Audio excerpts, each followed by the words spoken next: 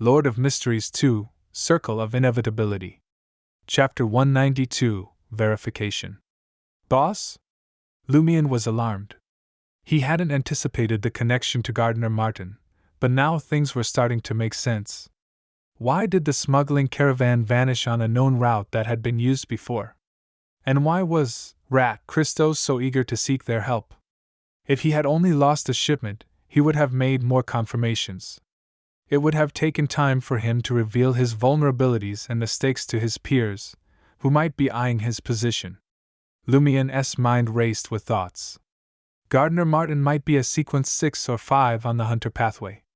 Both Franca and I entered the special mirror world, and we're a hunter and a demoness, respectively, on similar and neighboring paths. Mr. K instructed me to approach Gardner Martin and gain his trust. Franca, as a member of the secret organization Curly-Haired Baboons Research Society, has quite a high sequence. It's surprising that she's willing to be the mistress of a mob boss like Gardner Martin. The boss of the Savoy mob must be hiding a major secret, or involved in something significant. Why does he want Christo to smuggle an item related to the hunter or demoness pathway into Trier? And why go through the risks of underground smuggling? Is he afraid of the tax collectors? Instead, why doesn't the boss retrieve the item himself outside the city and have Christo get a smuggler lead the way? It would be safer and more discreet. Could it be that he knows the item might cause trouble and wants to avoid the risk? Lumion shifted his gaze from Christo to Franca's face. To Lumion's surprise, the witch seemed unprepared for such an answer. Her initial shock was swiftly followed by a hint of excitement and joy. She stared intently at Christo and sneered. "Are you trying to King deceive me? How come I haven't heard about Gardner asking you to bring something into Trier? Where is that thing?" Excitement. Joy. Lumion grew increasingly certain that Franca had ulterior motives for joining the Savoy mob and approaching Gardner Martin. Christo forced a smile and responded. "It's in an iron box. I've already sent it to Rue de Fontaine's.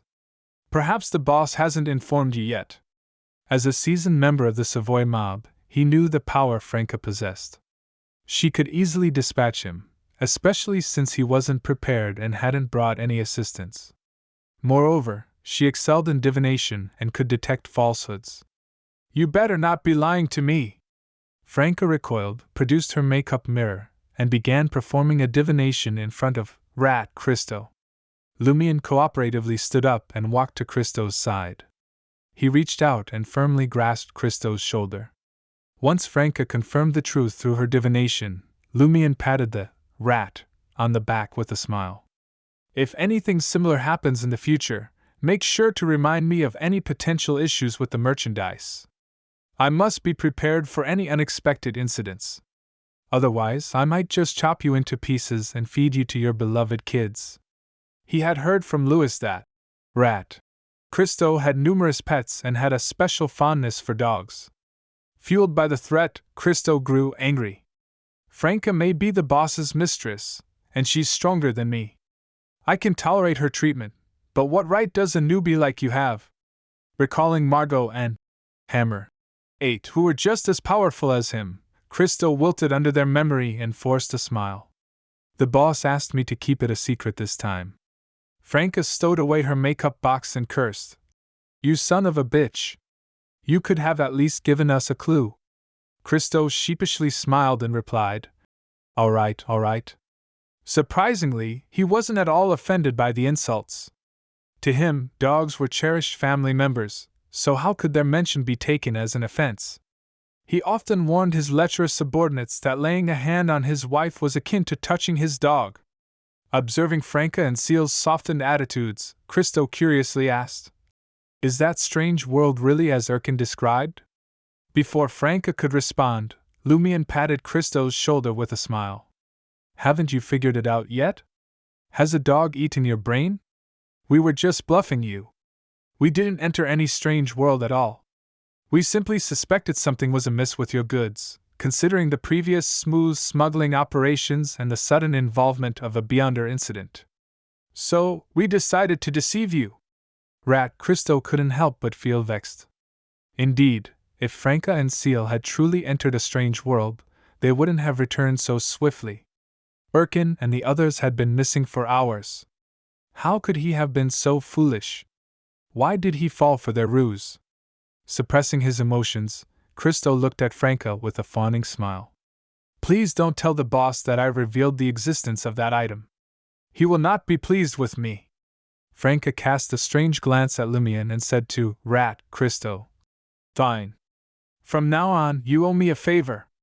All right. Christo hastily agreed. After bidding farewell to the leader of the smuggling operation, Lumion and Franca exited the warehouse and turned onto the narrow street of Avenue du Marquet. I realize today that Christo is a complete fool. He's incredibly gullible, Franca remarked, breaking the silence as she glanced at Lumion beside her. There was a hint of a smile on her face, but it didn't quite reach her eyes. You're quite skilled at deceiving others. Lumion assumed a composed demeanor. In Cordoue, you must have heard about Cordoue, right? They call me the Prankster King. Franca, familiar with Cordoue due to the wanted poster, smiled at Lumion and responded. Did you lie to me earlier then? Heh, Jenna's assessment of you wasn't entirely off. You possess cunning and trickery. You're my sister's companion. I've been telling you the truth, Lumion said sincerely, maintaining an honest expression.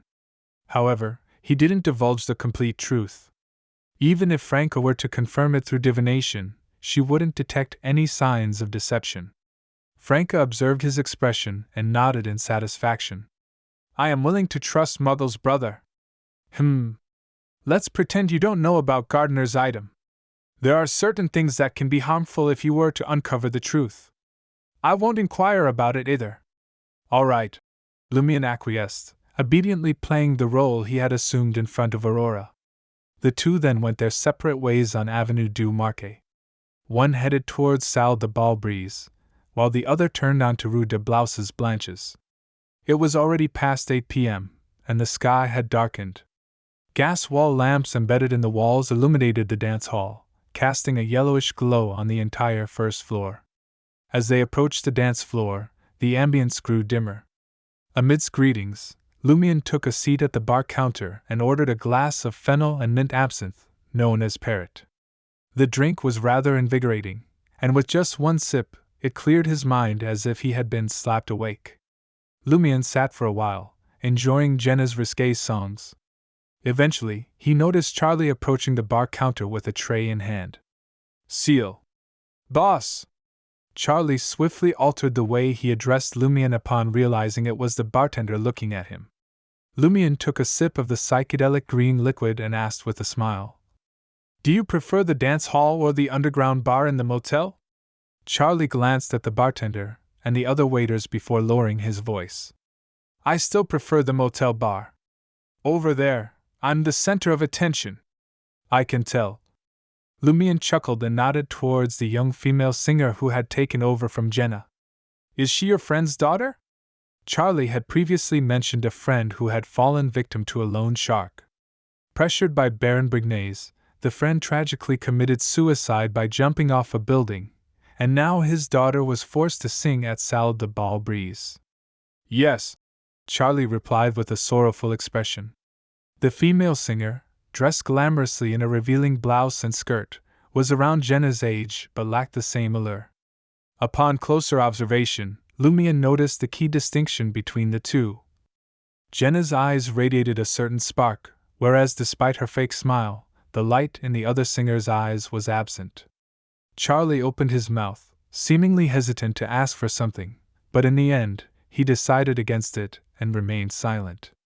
Lumion took another sip of the Parrot and immersed himself in deep thought, the song playing in the background. Approaching 10:30 p.m., he stood up and made his way back upstairs. He changed into a worn linen shirt, an old jacket, brown pants, and topped it off with a dark blue cap. With this appearance, he resembled a vagabond. Without hesitation, Lumion pushed open the window and leaped into the alley behind the dance hall. His intention was to pay a visit to Theatre de l'Ancien Caja Pigeons.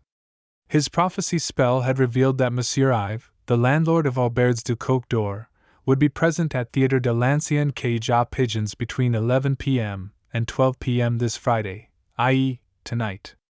Lumion wasn't expecting to confront the matter involving the evil god, the mother tree of desire, single-handedly. He had no intention of facing them head-on. Instead, he aimed to gather valuable information and uncover more problems through observation. To him, the most crucial objective was to utilize Monsieur Ives and the others to locate the place where Susanna Mattis had resided during her lifetime and obtain an item she had carried for a significant period. This would lay the groundwork for the exorcism spell when she eventually launched an attack. Although completing the ritualistic magic in time might prove challenging, being prepared was preferable to being caught off guard. After taking a few detours, Lumion arrived outside Theatre de l'Ancien Cage aux Pigeons. Since it was not yet 11 p.m., he saw no need to rush inside. Instead, he found a corner and settled down, observing Monsieur Ives' beige six-story apartment with the demeanor of a genuine tramp. Before long, Lumion spotted the landlord. Monsieur Ives returned from Le Marché du Quartier du Gentleman, holding a black cane. He wore a faded dark suit, chestnut pants, and an aged half-top hat.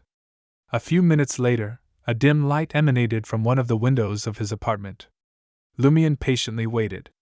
As he waited, his brow gradually furrowed. Why hasn't Monsieur Ives made his way to Theatre de l'Ancien Cage aux Pigeons? It's already past 11 p.m.